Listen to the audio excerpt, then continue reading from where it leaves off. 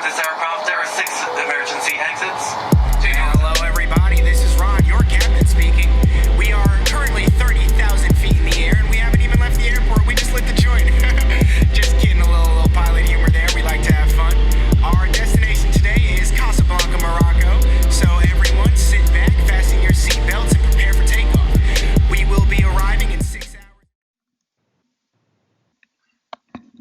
7-footers, gang, what is up from quarantine? It is Jenna and Jarod back here for another episode of All Things NBA. And again, we are not alone. We are joined by our good friends from the Ain't Hard to Tell podcast, Bryan and Dexter. We love having you guys on so much that we needed to bring you back, 2 weeks later? Hey, it feels like yesterday, so it's always good with me. All good with me. We love being here. Word. How is everyone doing first and foremost? You already know. Big ass bottle of hand sanitizer. You know what I'm saying? Got some peanut butter crackers. You already know. We out here. I got breakfast bars. I'm straight. I'm chilling.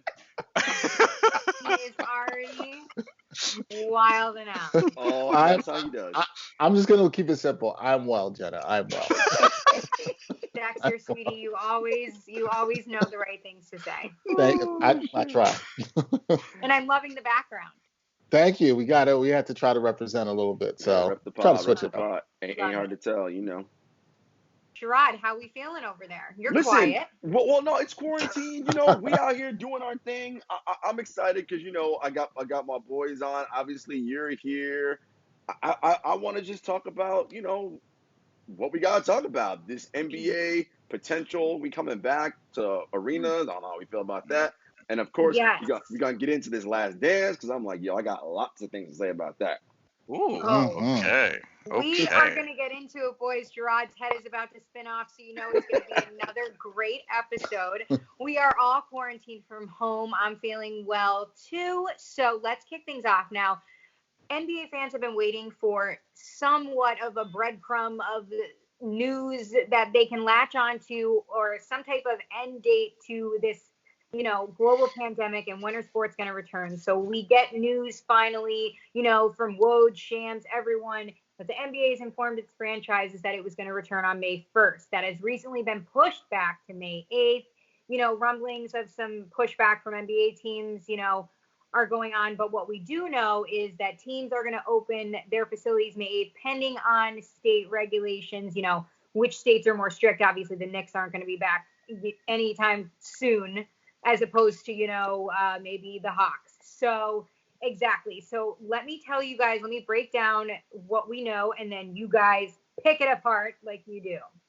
All right. Here's the guidelines now, like they were said in the reports out there. Individual workouts, no more than 4 players are going to be permitted at a facility at one time. A max of 1 team staffer needs to be there in person. Teams are also informed that players are not allowed to use any practice or training facility for workouts other than his NBA team. So you can't go there if you feel like, getting some cardio in one day if it's not to serve your team or with your team, practicing with your team. Players must wear face masks at all time except when in physical activity. Staffers working with players must wear gloves, physical distancing for at least 12 feet. Now, the NBA has informed each team to assign 1 senior executive to a position of facility hygiene officer. So what do you guys think about, these regulations that are thrown out and a date as early as May 8th? Anybody can start here, boys. I know we have some feelings. I'll let the boys go first.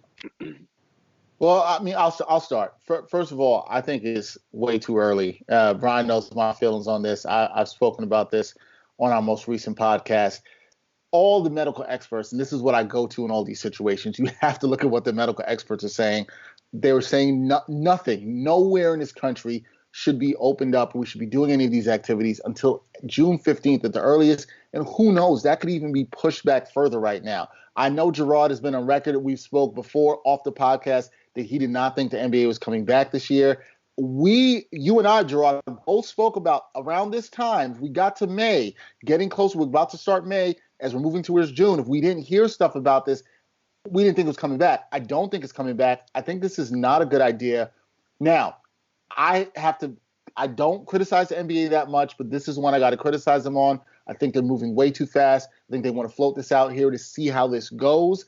However, the true blame falls on the leadership in these states, like Georgia. Once you started doing things where you're opening things up, Jarod, Jenna, and Bryan, where you're going to open up barbershops, for God's sake, salons, things where you can't social distance at all, this was opening up the door for things like the NBA to say, hey, maybe let's try to ease it and try to come back. And just because there's an idiot governor in the state of Georgia allowing this to happen doesn't mean that a sports league should have this happen as well. Yes. And really quick, too, just something to add to that. These players, just because your state, take Atlanta, for example, because we know Atlanta's been in the news for their ease on the COVID-19 guidelines. These players might not want to follow those guidelines right now. They may have families. They may be living with sick people. Who knows their situations? You know what I mean? Who's prone to what? So that's my 2 cents on that. You just triggered me on that one, Dexter. No problem. What you got, B? I actually think that there's a way that the NBA can do this, that they can probably pull it off, that could be relatively safe. But then you're talking about possibilities and, if we do this, if we keep these people this far apart, if we have one person over here, one person over here, one person over here, if they only come in at a certain time, if this person gets an hour here and then we spray everything. And it's just a lot of stuff that you would have to succeed at in order for it to work. And at that point, what is the point? Because we don't even know if we're going to get a season now. Like, you can open up the facilities and guys will start using the facilities because the NBA is obviously prioritizing, can we get these guys in shape or keep them in shape just in case, or can we just get them a place to work out that is under our dime as opposed to allowing them to go to like Equinox or 24-hour fitness or something like that. So I think that, part of this is about controlling and, providing a safe space for the players theoretically to go and work out. But at the same time, I don't know what's the real upside, at least right now.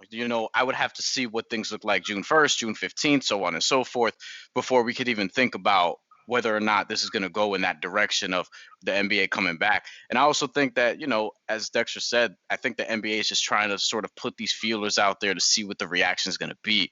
But I think that, and I was just listening to Brian Windhorst talk about this on Dan Le Batard's show, where they were basically saying, everyone in the NBA is pretty universal on they think that Adam Silver is going to make the right decision and the right call at the end of the day. Right now, they're just sort of, everyone's trying to figure out how they can bring sports back. Whether or not it's time for that is another discussion, but everyone's trying to figure this out. And, some of us will probably think that the NBA is not going to come back and that everyone should just hold off until September, where's football, and then I don't know what the answers are, but I don't really see a big upside in doing this, at least not in May. I mean, yeah. Sorry, Jenna. I'm with the guys on this. Look, Dexter, you said it. I talked to you about it. And again, this is not any of the people I've talked to on the Players Association side or on the league side or players. None of them have said this. This is my own feelings just based on what's going on. I don't think we're having an NBA season. Now, that being said, the league very much wants to have a season for obvious reasons, right? There's lots of dollars at stake, right? So they're like, hey, man, they already got a situation where players' salaries are going to start getting reduced, phased out as we go on throughout the rest of this calendar year, okay? Now, again, the top-end players who are good with their money, all that, they're straight. This shouldn't really be a problem. But, you got some guys who may be looking out and needing that cash. Now, as far as the whole idea of opening these facilities and all that, to your point, it's state specific, right? Georgia's out here wilding. Florida's out here wilding. All right, cool. Those places work. New York ain't letting anybody into any places like that. I don't know what it's like in Utah or California. Definitely not in the Bay Area. They extended their shelter-in-place policy. So you have a variety of different states having different rules. And then what are you going to do? Okay, well, everybody got to fly to this place or that place. No. These things ain't going to work. You also have players, and we know, Jenna, we talked to Jaren Jackson Jr. last week. Mm-hmm. His grandma's with him or with his parents at his parents' house, right? Well, What if Jaren goes to the facility? Okay, he's fine. He's 10 feet away from whoever he's supposed to be, whatever. His grandmother is an older person, so, more susceptible. What happens if, again, he has it, he doesn't know, which, by the way, are we testing every player before they come in? How do we know they don't have, what are the things that we're doing to make sure that this is cool? Not only the players, are we testing all the people the staff? Are we testing all the people who come in and watch the whatevers? What what are we doing here? Look, I get it. Nobody wants sports back more than the people on this podcast. But we have to realize, what are we actually trying to do here? Like, what is the point of this? Right, Yeah. and that's the thing, Jarod. And I want to say something Jarod said, because Jarod hit to me the nail on the head right there, which is the issue about this in this country right now. And you listen again, I'm going to refer back to the medical experts, right, guys? Not us in sports or people around it who think that they know. The medical experts are saying we don't have enough testing. So if you don't have enough testing, or if you did somehow get the testing with the NBA and you were testing these players, it's not a good look, because now you've got, it looks like privilege. These guys are privileged to get the testing. Meanwhile, other people out here who can't have access to that testing is dying. Until we have the testing, I mean, really, I think we're not going to be safe for a lot of stuff until we have a vaccine. But until we start being able to test more, we can't control situations. And the other point Jarod made that I also made on my podcast was, look, what is the purpose of this? This doesn't get us any closer to playing a season just because we've opened up some facilities. It doesn't get us any closer at all. All it says is that you probably put some more people in danger. Yeah. Now, I have a quick question, too. At the end of the day, let me just lay out my disclaimer. At the end of the day, I do think Adam Silver will make the right decision with health and safety at the forefront. I have no doubt in my mind that that will happen. Agree. But do you feel as though the NBA and executives feel somewhat of a pressure to lead the trend coming with bringing back sports, because they started the trend of, you know, suspending their leagues? I think That's a they really should be good smart. That's a good question, Jenna. Look, Yeah, I it think is. they were smart. I think it's better, though, to be smarter on that end, right? The end of stopping and canceling our league. It doesn't behoove you to be first on this side, because if it doesn't work out, disaster, right? You're way better on this end to be last than to be first. Yes, stopping it when the virus is happening, yes, makes perfect sense. You guys are in the clear on that. On this end of things, I just don't know how that's going to look. And again, so we have to assume that there's no fans involved, right? Because first of all, when are we ever going to gather where it's allowed again, have 20,000 people amassed in an enclosed area, number one, right? What you going to do? Put up at every single signpost temperature and gauge testing? We don't even have that capability yet. That's never happening. So I think, again, Adam's smart and Adam's going to do the right thing. Look, I get it. The money matters. Let's not kid ourselves here, okay? This capitalist machine is not slowing down, right? And actually, technically, it is slowing down, which is the problem. This is why the president's like, "Yo, everybody got to get back to work because we need this money. We need this money flowing out here." But we cannot risk lives, because in the short term, we got to get these dollars in. Listen, everybody that at the top of these decision-making charts, y'all ain't starving. You good. Okay, so maybe that means your yacht ain't getting no gas this month. Okay, like whatever it is, cool. Like, but you know, like you can chill out on that for a little bit. Like, you don't have any real problems out here in these streets. Regular, everyday, hardworking people are losing their jobs, dying. Oh, come on, we can put this in the proper perspective that it needs to be. Yeah, and I think that what we're starting to also see overseas, and Dexter and I talked about this in the last episode we did, is you're starting to see soccer leagues really talking about they want to come back, like now. Like Bundesliga was looking at May 8th. Serie A, Russia's looking at, I think, late June. Premier League is throwing around a couple of time periods and things like that. So I think what people are going to see is, you know, how that goes first, because look, May 8th is right around the corner. We're talking about a week and a half from now. Well, maybe a week from when this episode comes out. And I think that, you know, people are going to probably use that as some sort of test. I mean, look, this past weekend we saw boxing in Nicaragua. Now, I'm sure that by we, I just mean me and like 8 other people that probably watched it. I mean, I can text you about it. but like I didn't feel great watching it. I didn't care about the fight. I just saw it out of curiosity, like, all right, how is this happening? How is this making sense? And I'm looking at, you know, at the weigh-in, and guys are like doing the fight poses across from each other, and both guys are this close and they're wearing masks. I'm covered, you know what I mean? And they're like doing the face-off that fighters do. And I'm watching this and I'm like, okay, fighters are coming to the ring, they're wearing masks. Their trainers are wearing masks. Although one fighter wasn't wearing a mask. Although if I don't see the point in wearing a mask if you're about to fight. You know what I mean? There's people in the audience. They actually did have a crowd, small crowd, very small crowd. fans were a few feet apart for the most part, I guess. Some people had masks, some people didn't. It was just a very weird thing that, I don't trust, no offense to them, I don't trust Nicaragua to be the leaders on this. But you know what I mean? Like, I think these are all going to be test cases for the foreseeable future. And I don't think people want to come to grips with, like, yo, it's going to take time to really figure this out. We're just not going to have it figured out by May 1st or May 8th or any of these dates that are pending. Somebody has to have the leadership to come out and say, and that leads the sports league, I really think, and Adam Silver, somebody to say, look, it could be a while before we see sports. I think I'm leaning now. I don't think we're going to see sports till 2021. I don't think so. I don't think we're going to see any sports till 2021. I've been saying that now for some time. The way the numbers are going, also the possibility that we could have a second wave. That's something I think is largely being ignored here and people aren't protecting against. And I think we increase the chances of having a second wave. And I was talking to my cousin who's a doctor in Atlanta about this. When you have things like these governors reopening these states, these idiots out here. And I want to power quote the governor from Texas. He talked about how there are things more important than life. That was stupid.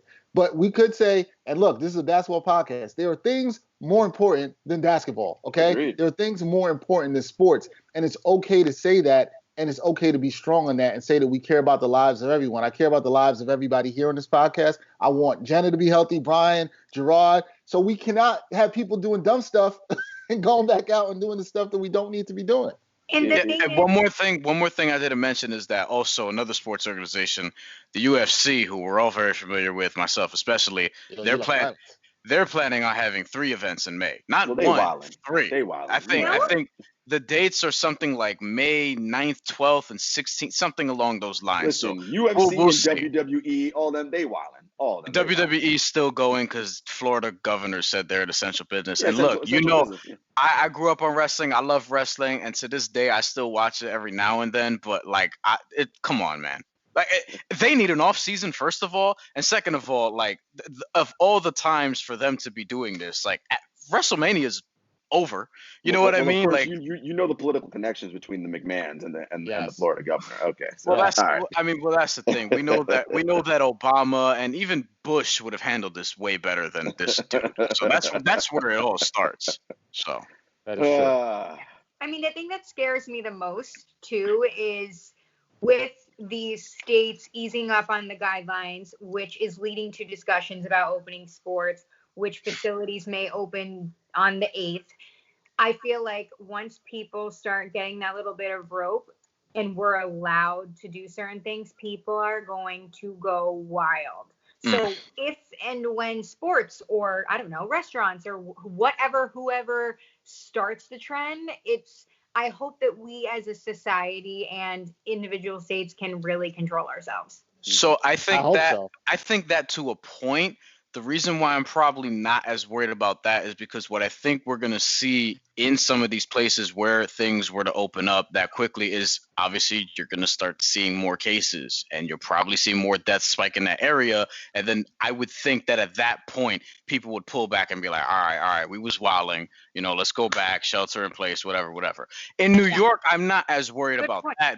In New York, I'm not as worried about that because we at least have a governor who I feel like he knows what he's doing on some of this stuff. Whereas if we were in Georgia, I'd be like, yo, guys, like, nice knowing you. Like, you know what I'm saying? Like, I don't really know. I don't really know what to make of this. Nah, I'm also not like a morbid sort of negative person in that way. But yeah, I think, look, a lot of the people that are protesting out in the streets and having these rallies and gatherings of they want to reopen things up. Like, I've said on my podcast, I've said it to Dexter in private. I'm like, yo, if those are the people that start getting infected and dying, then we'll start to see some stuff really get done. And that's the next step of this, probably. I'll say this last thing on this topic. Dexter, you mentioned it. The second wave. When the Spanish flu hit after World War I, it wasn't wave 1 that killed the majority of people. It was the second wave that got those death tolls to rise. And so that's the one. And so again, when you start opening up and lifting these restrictions, all you're doing, it's like throwing lighter fluid on an already existing fire, right? Like you're adding to an already existing problem until we have this idea slowed, contained, enough testing, right? And the different things are being worked on. But we should just do what we're doing, man. Stay isolated and just be smart, man. Be smart, people. Yeah. Yeah. Hey. So, boys, can you imagine really quick if we, this quarantine wasn't happening and the whole pandemic wasn't happening, but imagine these guys, LeBron, everybody, Harden, playing while this Jordan documentary is airing. The fuel, the adrenaline that they're getting from this. Could you imagine what they'd be like on the court right now? You know what's funny? That would have been interesting because obviously we know it got moved up, like Jenna because of the pandemic, right? But it would have been interesting had the guys were playing while it was going on. I think it would have inspired a lot of guys. I wonder if we would have got tougher basketball. I wonder if we'd see some more violence that would have intrigued Bryan. I wonder all of that. But you got Trey Young on Twitter tweeting in all caps, "I want to win a championship." I'm like, with the way you play, all right. Damn. Wow. Why you so mad at, I mean, he still What wants to win did a the championship. man ever do to you? Dude, Hey, somebody that got to way. say something. You know what I'm saying? Somebody got to say no, something. he doesn't play defense, but the man can still want to win a championship. What's in them season crackers? James What's Harden in them wants to win a season crackers championship. over there? True. What's interesting about this whole James Harden at least got to finals, although he didn't play well at all in those did not. finals. And he he didn't the really. Western Conference Finals. But he was like the third best player on that team. So whatever. Listen, he wasn't their issue. Russ was not That's very good. That's Gerard's favorite basketball team too. Because they should have won a title, and it annoys the hell out of me that Sam Presti broke it up. But we'll That's get a to story that. for another day. That's a story for another day. When we get off mic, I got to tell you about GM mode. I got to tell you about that. Yeah, you would find it very interesting. I'm sure I would.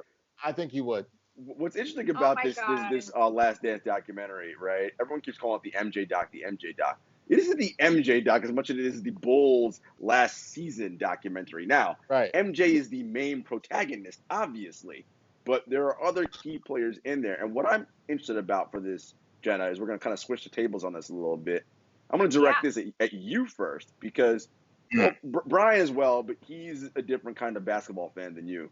So these are your Jenna's like first real like sights and like visuals into the Bulls and Michael Jordan. So what is your take on, because for you, he's not your guy. Like you appreciate that, but like you're more of a Kobe and really LeBron, right? Like just given your age. So what's your interpretation of what you've been seeing about halfway through the doc?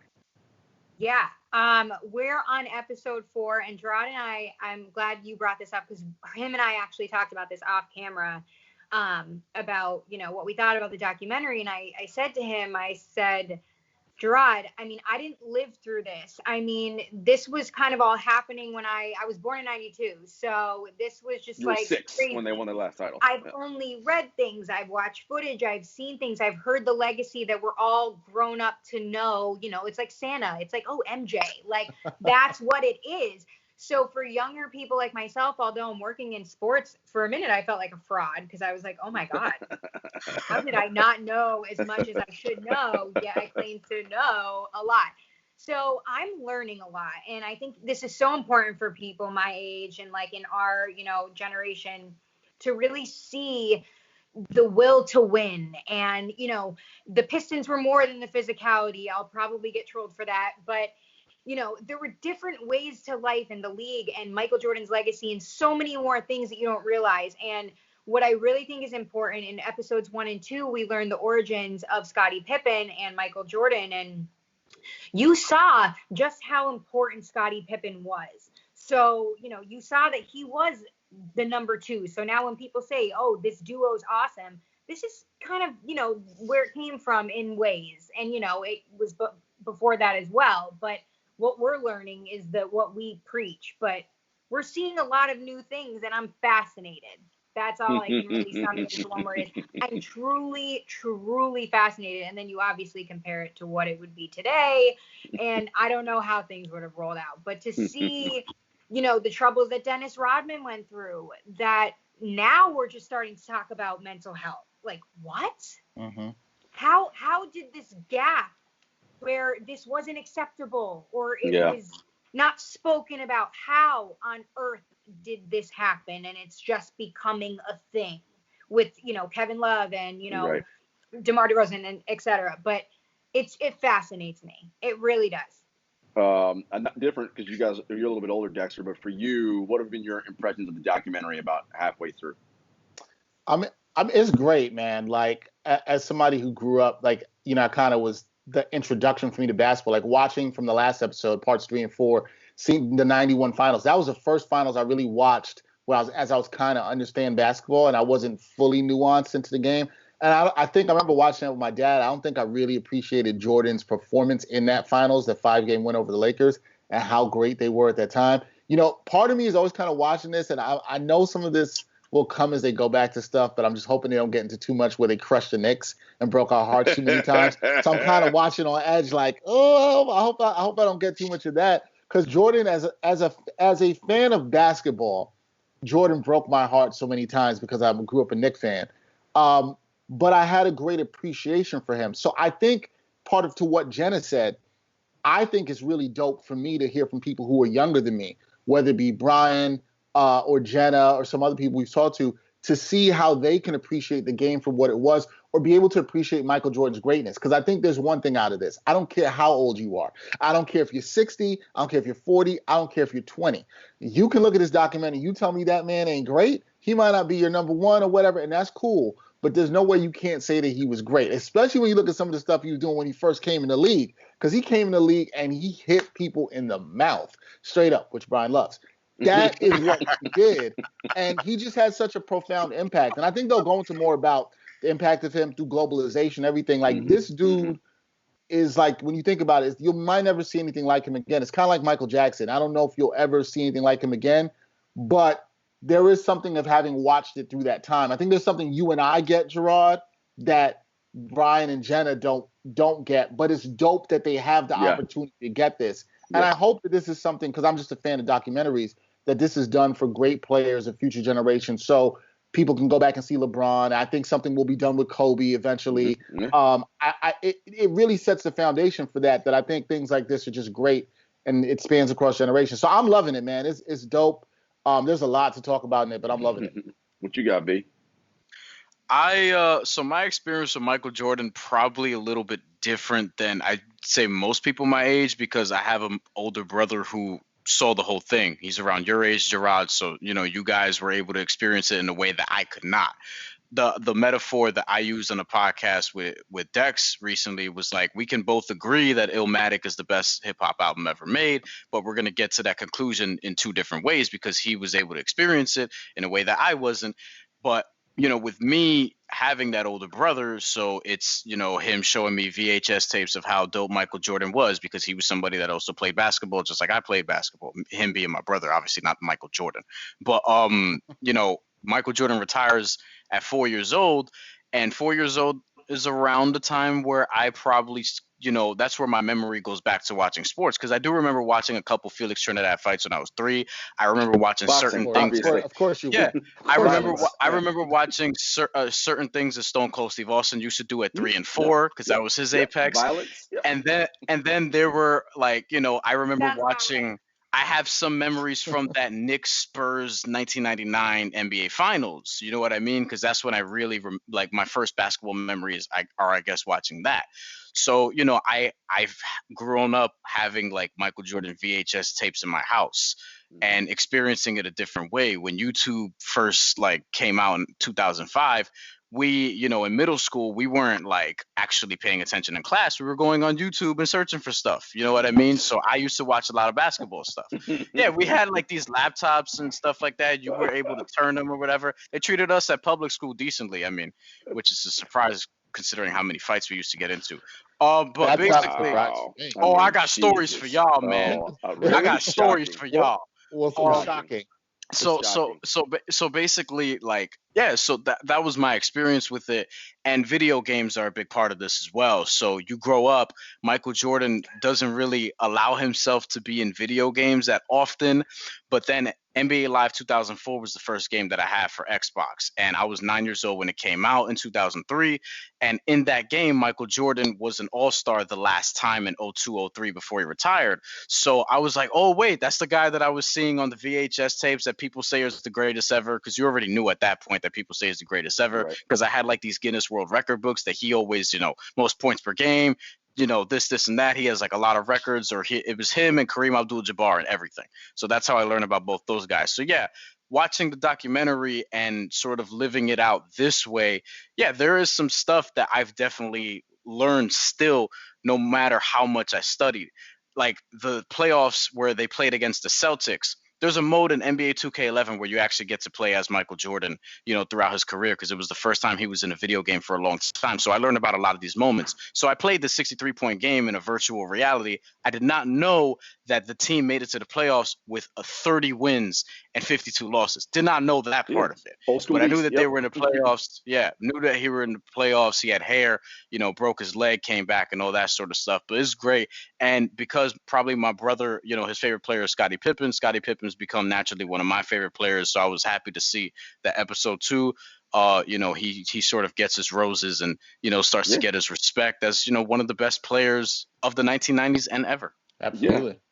For me, obviously, as you guys know, the oldest person on this podcast, when the Bulls won their last title, I was a sophomore in college, right? So I watched their entire ascent. So I know the whole story.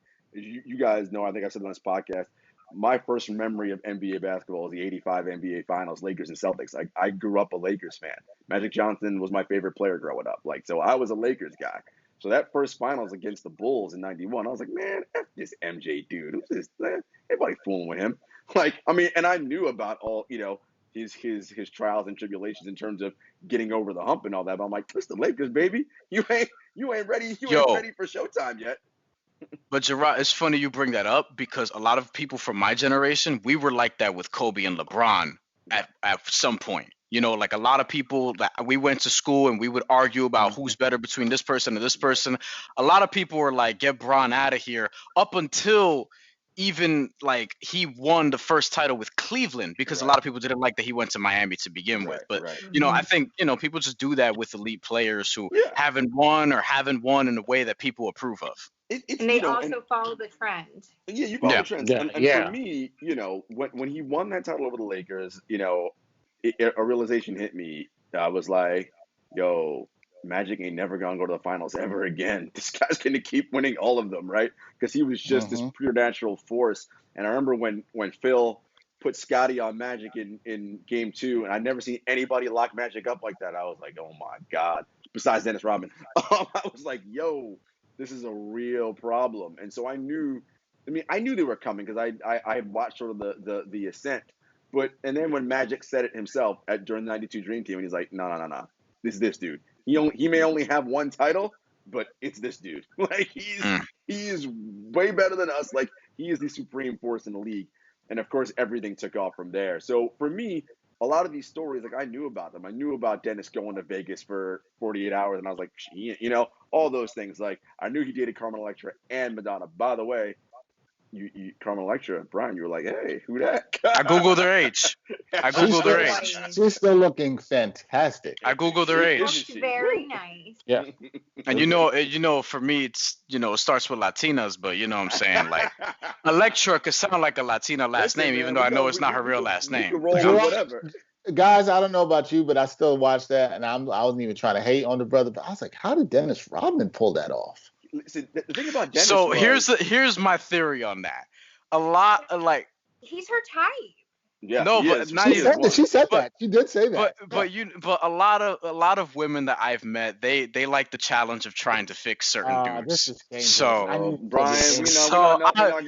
You know what I'm saying? Not going here, Brian. No. I'm just saying, I ain't no fixer, but there are some chicks who ain't gonna like that one. What I will say. Yes, there are. There's some dudes that are like that too, just not as many.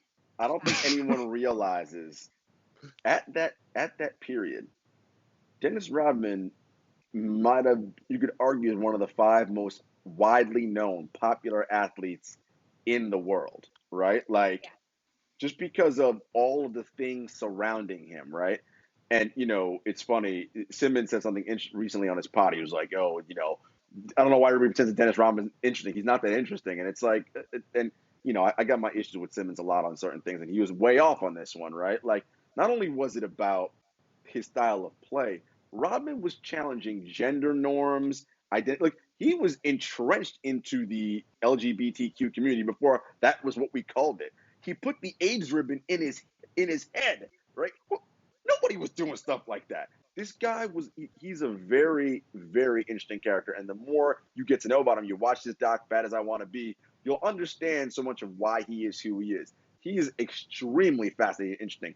But if you reduce him to just the funny hair and the nails and the wedding dress, yeah, Right. you're like, oh, this is stupid. But that's reductionist, and that's not a proper way in which to properly contextualize him. I think that, and there was a time when he was with Madonna, and I remember this finals game specifically. They cut to the stands, and Madonna's wearing her sunglasses. You know, she got her bob blonde haircut, and Marv goes to whoever was Snapper Jones and Bill Walton, whoever was doing the finals game. That he was like, I think we found a person in the arena who might be more famous than Michael Jordan. And they were kind of going back and forth on like, you might in an arena at one time, you had Madonna, Michael Jordan, and Dennis Rodman. Just hanging out. Just these are the times that we were in, right? And this is the world in which they lived in. Like that story when Michael goes to Vegas, we got to get Dennis. He opens the door and Carmel was like, I don't want Michael to see me, but she hides under the blanket. So like. Of course that's what happened. Like, that stuff makes perfect sense given the time where they and people don't get it. Like, the Bulls, you think the Warriors are a traveling circus when they were at their zenith? Yeah. No. That was they were a rock band. They were a legitimate rock band wherever they went. Yep. And that's the thing with this documentary, back to, people, Bryan, you and me, our age bracket, like, we are not only getting to appreciate, the greatness of Michael Jordan and everything that we hear about and see and study, but we're also appreciating, different themes in this documentary. We're appreciating the parallels between MJ and Kobe, and you can automatically understand why they got along so well and why they only saw things in a certain vacuum of winning. And other things like, Dennis Rodman pushing the norm on different things like that, and how we see these players, how they would fit into their roles. Dennis Rodman is the perfect example of a player going somewhere like a D Wade now, how people say he was the perfect role filler. What he went to the Bulls, did the dirty work. He explained it. He broke it down. So, I mean, let's talk about the different themes that this documentary from episodes 1 to 4 is bringing up that we're seeing now. I mean, and again, I feel like this is a really, good thing for you guys, Jarod, and the people who lived through it, to see us take this and appreciate it in the right way. Because now we are seeing what you guys preach and to see these people like Larry Bird and other guys say, to categorize MJ as God is crazy to me. I'm like, wow, these players are calling this man God.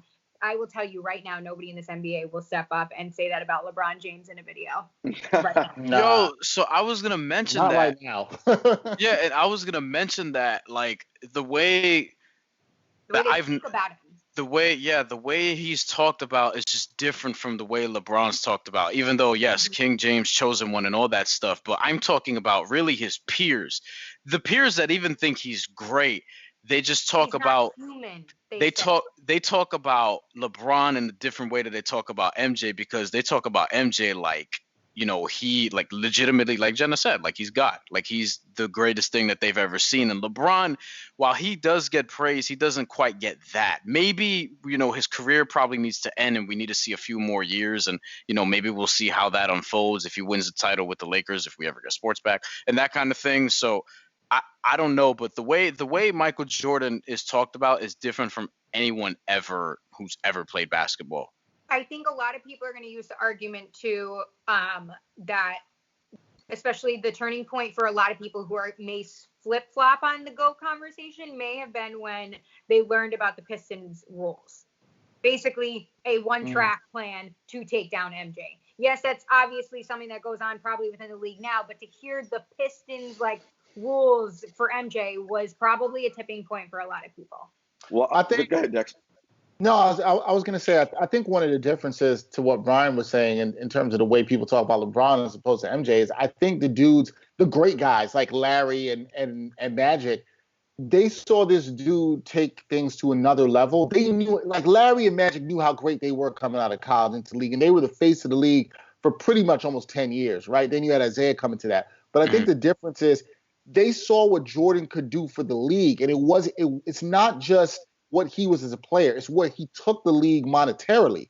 Like, I mean, all these other dudes that came after, like LeBron and whoever, Kobe, all these other guys, Jordan's really the one that got these dudes paid, the superstars paid, because forget basketball. He is seriously the most business impacted athlete ever in sports. Ever. Like ever. Maybe the only people you could argue that are pretty close are like Tiger, that kind of in that realm. But Jordan, his globalization impact, he took the NBA from being an American brand to a global brand. And that's why I think he's talked about in a whole different ways. No matter how old you are, Jenna, Bryan, I know you've seen the Gatorade commercials, want to be like Mike. Yeah. Jarod knows this. Every kid was singing that on the playgrounds back in the day. You were whistling that tune. You wanted to be like Mike. You copied his moves. You had his tongue out. There's so many things that are iconic with him, and I think that's why he's talked about in a way. Now, I will say this, I do think LeBron is going to get his flowers and will have this great reverence and impact talked about him when his playing days are done, but I don't think it's the same as while he was playing. I just think it's different, and I think it's because of the social, monetary impact that it had globally that I'm not really sure we'll see anybody match. I don't want to say ever, because I always think there's always somebody come and do something, but it might be a while. So here's what I think, and I agree with what you guys are saying. Jordan is a global economy unto himself, right? Still to this day, right? He's a billionaire, a certified billionaire.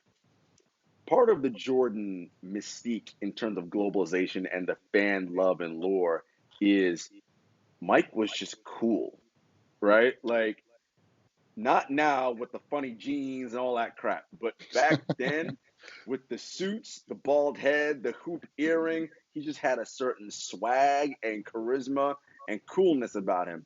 And it also doesn't hurt. He's an attractive human as well, right? So there's all these things that fit together that work. I see you, right? Jenna. I see you. Jenna, I see you, right? Like, so those things all He's a handsome man. work together, right? Now, Candace Parker said the same thing, actually. in What? terms Good of skin? in terms of players talking about him a certain way, sports as we know is a very macho, male-driven culture, right? It's all about toughness and this and that and the other. Jordan's singular focus on winning and the way in which he thinks about it is how everyone who ascribes to that kind of thinking is in lockstep with. That's why people rock with Kobe so hard and so fervently, because of that mindset. And why his stands who want to detract LeBron are like, no, look at LeBron. He passes the ball late in the game. He doesn't want to take the shot, even though that's actually the correct basketball play, right? Like, we have a dichotomy, we have a way in our brain where it's just, there's only one way to win, and the only way to win is the Michael Jordan Kobe way. That is the archetype that fits our narrative in the world of sports. That's the hero. It's all these things. But the reality is, you can do this a million different ways. But that is the way that we've collectively decided as a unit that is what we accept, and that is what is to be lifted above everything else. Jarod, I have a question for you. I kind of want to Yeah. push back with you or something with that, because I agree with you on that and that narrative. And when I say pushback, it's not to actually challenge Jarod, because I agree with him. But what you said was so true about the narratives throughout sports and people sort of wanting that hero idea, right? It made me think of something else in terms of in basketball. I remember hearing this, and you've probably heard this all the time growing up. You can't ever win with a scoring point guard. Do you remember that? Remember that, Jarod? You can't win with a scoring point guard, right? There is a scoring point guard that won a couple titles. Yeah. And have you ever heard anybody? It's like it's just gone away. Like nobody ever says that narrative anymore. Nobody ever goes and calls out the people that were wrong about it because they were wrong about it. But there were people so definitive on this. You cannot win a scoring point guard. People said it about Stephon Marbury. People said it about Steve Nash, who Bryan and I have discussed that if he played in this era, he would have won probably. God. And would have been way better. So I do think it's interesting that people have these narratives for certain errors and certain things, but I wonder how it eventually evolves. And I wonder if that evolves with LeBron or the next player that's a great player that's after LeBron that might look to be a little bit more pass first and is a combination of LeBron and Magic, and that dude wins. do we now throw that out the window and say, oh, I want to see the clutch gene and I want to see you be like Kobe or Yeah. Mike? I wonder if we see evolution in that. They're just gonna move on to whatever the next thing is. Like you Yeah. can't. Right. Then it's gonna be, oh, you can't win with a rim running center. What are you doing? You gotta post them up. You know what I mean? Like it's just gonna keep going in cycles, and people are just gonna find new things. We have Brian, to your point, you hit it on the head. We just decide that, okay, it has to be this. We are very either or in our brains. It has to be this or that. There's no nuance. People don't want nuance because our brains don't want that. They want, no, you're good, you're bad. You're this, you're that. And it's, of course, much more expansive than that. And what I want to get into now is the Pistons part of this story, because I think this, we talk about narrative and themes and everything, this dovetails everything. And I want to be very clear about something. First of all, Isaiah Thomas is one of the most disrespected players in the history of the NBA. Okay? I agree. He was that small guard, scoring point guard who won back-to-back titles. Those Pistons teams defeated the Chicago Bulls in Michael Jordan's prime. Jordan was Defensive Player of the Year, MVP, in a season where the Pistons beat them in the playoffs, okay? They were that squad. Now, there are some reasons why Isaiah doesn't get the love that he deserves to get, right? Of course, we all know what one of the major ones is, and that was him agreeing with Dennis Rodman's statement about Larry Bird. And I've talked about that at length. I'm not going to get into it too deeply here. Anyway, moving on. The Pistons as a squad, okay? Again, they need to be respected in NBA history because they were back-to-back titles. They beat the Celtics and the Lakers in the 80s and the Chicago Bulls, right? Like, those three teams that they beat back-to-back. Now, of course, they weren't what the league wanted. And by the way, Isaiah was the best player on that team by far. His second best player was Joe Dumars. And Joe Dumars is good, but let's be real. Magic played with other Hall of Famers. Kareem, Worthy, the list goes on. Bird played with Mikhail. Come on, Isaiah basically won them two finals by himself, okay? Think about, now, the Pistons were not what the league wanted because of their style of play. And it's funny because I tweeted at Bryan on this, right? Look, my issue is that to me is not basketball. I'm all for tough defense and playing physical and all that, right? Like, use your hands, forecheck, not forecheck, extend the elbow, all that stuff, right? I am down with that. But this idea of the Jordan rules are, we force him middle, we force him baseline, and then what did Brendan Malone say at the end? Yeah, but what if he still gets past all that? Then you just knock him on his ass. That's wrestling. That's boxing. That's UFC. Cool. If you want to do those parts, I'm cool with that. Go do that. The idea that kind of play is toughness is BS to me. That, in my opinion, is the height of bitch-assness, and I'll explain it right now. You are so poor at defense, and you're so mad that you cannot stop me. My next response is to physically assault you because I can't stop you physically with sliding my feet, moving my hands. Now, am I saying you should just accept some guy scoring 60 points on you? No. You know what you do? You go, you know what? I'm gonna get better in the gym. I'm gonna study my film, whatever. I'm gonna do whatever I can within the confines of basketball, not wrestling. And if the dude beats me, the dude beats me. But this idea of, I'm gonna knock him on his ass, whatever, nonsense. And that is not basketball.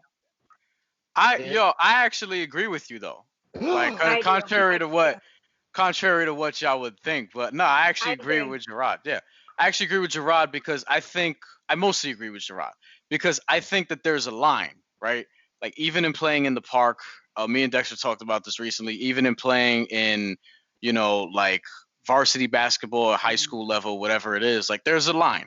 There's a line that you obviously I think physical play should be encouraged. I think that, if somebody is going to go for an easy layup, I think you have the right to foul them necessarily, instead of letting him get the bucket, send him to the line, those kind of things. But, sometimes you don't really like some of the Pistons stuff. Yeah, it can get a little bit overboard, and I get why they're doing it because they want to obviously send Michael Jordan a message that even if you're gonna try and do this, try and get a dunk, try and do a pretty reverse layup, we're gonna hammer you and try to injure you and things like that. Yeah, guard me. Don't assault me. With me, it's like don't injure the person, right? Like, don't deliberately just try to injure the person. Like, yeah, be physical. If you're gonna foul somebody, I think you should be able to foul them hard if they're at the rim. I think there's nothing wrong with that. Look, you're talking to someone who led the league in technical fouls before. Like, shit Shocking. happens sometimes. Shocking. You know what I mean? Sophomore on JV, I cleaned it up my junior year when I got to varsity, so I was good. There you go, dear. Yeah. Well, progress is good. Here's what I'll say real quick to that. Jarod, the point you've made, I haven't heard people really make it in basketball, but you are making the same point that I've always literally made about baseball, which is I'm not here for the beating of players and retaliation.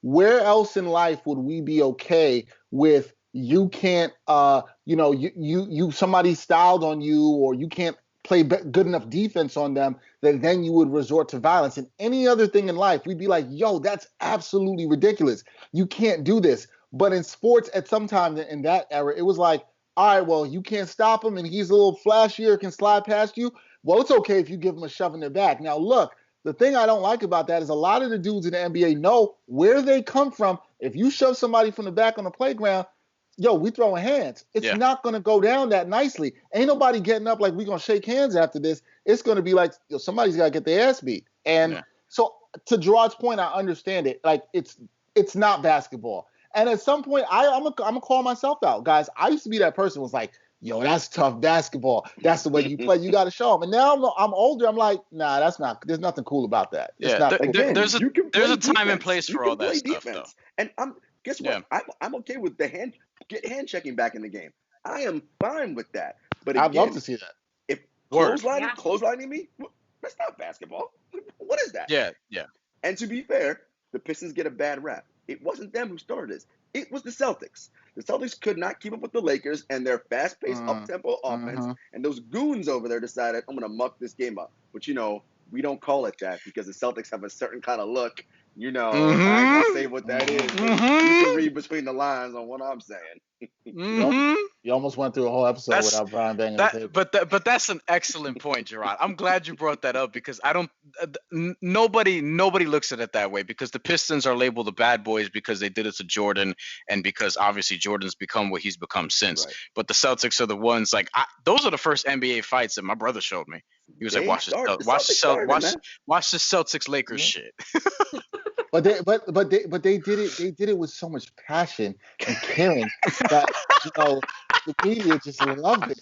We can't call them the Beantown Brawlers, but we sure can call Detroit the Bad Boys. Yeah. They were so intense. They just wanted to win so bad. Yeah, just wanted to win so bad. But there's a time and a place for all, like, for some of that stuff. You know what I mean? Like, there is a time and a place where you probably should knock somebody on their ass. Although it's more encouraged in hockey, ironically, than it is in basketball. That's a whole other discussion. Like, hockey, they have actual enforcers where your job is like, yo, start a fight with this guy and let's get him out of the game for 5 minutes. Think about that. And that's the thing, right? The game becomes more skilled now, so now we don't have people who are goons out there, right? Like, we don't need that. We want to watch ball. Like, I want to watch the highest level basketball possible. If I want to go watch bare knuckle fighting or whatever, I know where to find that. I don't gotta watch NBA. Bryan knows where to find it. I know he does. Oh, I'll tell. Yeah, I look. I got you links. You know what I'm saying? I got all that stuff. But what I will say is, like, I do, Jarod, I agree with you 100% in terms of hand checking. Like, I would like to see that, because I think now the pendulum in societally, we're not going to get into all this because this could be a whole another 2-hour discussion. But societally, the pendulum has swung so far on the other side of things to make up for where people sort of misstep in previous generations. Right. And I think that's a long way to say that the NBA has gotten a little too finesse, where I think, like, we should, like, I wish Tony Allen could exist in today's NBA. Not, I'm not saying that, like, bring back the bad boy Pistons necessarily, but a Tony Allen would be nice, like more Patrick Beverley. Is like, you need those guys on some of these winning teams, because those guys were actually big parts of winning teams 100%. That helped their teams. Yeah. So 100%. There's a way to channel that positively in a way that gets you wins instead of just flagrant fouls and things of that nature. Agreed. I completely agree. I think we're after this doc. I think there's going to be a lot of conversations. I think we're riding in a gray area of not tough enough, but we're not trying to beat the shit out of each other. So like you said, I think it's going to evolve into something. I really do. And next week should be interesting because we start to see what you guys were talking about, the globalization of Michael Jordan and the Like Mike brand and the Air Jordan brand and how it evolved. So That's going to be a lot of fun. So we'll look forward to that. And I'm sure we'll discuss it on here. Thank you guys so much, per usual, for enjoying our time with us on the podcast here. Always. Our friends, Dexter and Bryan from the Ain't Hard to Tell podcast. Thank you for joining the 7-footers.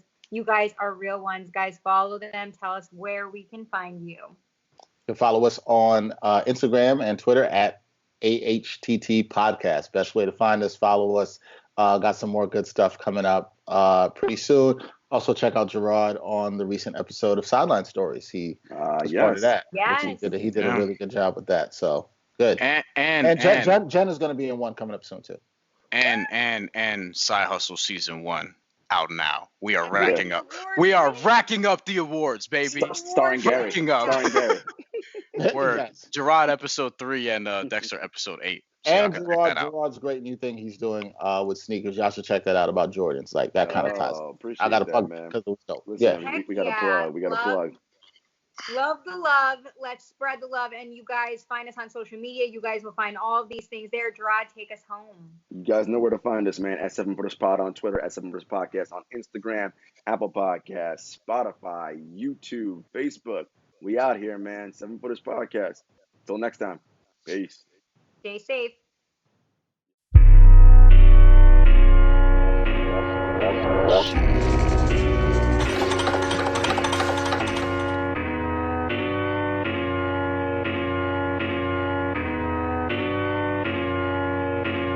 Spent a couple years out here with these raps, trying to have a plan that we made come true. Applied to some jobs, but I ain't hit back. I don't wanna trap, what's a man gonna do? Chevy told me come